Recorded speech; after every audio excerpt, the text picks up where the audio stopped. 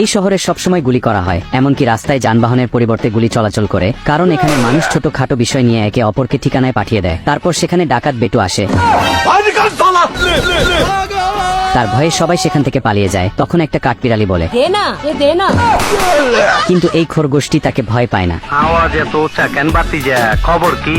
তাই ডাকাত বেটু তার কাছে যায়, আর খরগোশটিও ধীরে ধীরে তার দিকে এগিয়ে যেতে শুরু করে। কিন্তু খরগোশটি একটি গাজর বের করে খেতে শুরু করে, তাই বেটু তাকে ভয় দেখাতে শুরু করে।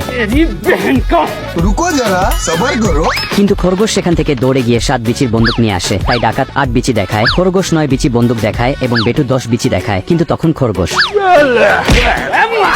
তারপর খরগোশ পালিয়ে যায়, কিন্তু তারপর বেটু তাকে থামিয়ে দেয় এবং তাকে নাচাতে শুরু করে,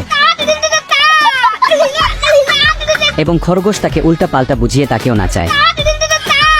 আর বোকা ডাকাতটি নাচতে শুরু করে, এবং নাচতে নাচতে বেচারা বেটু ডাকাত গর্তের ভিতরে পড়ে যায়।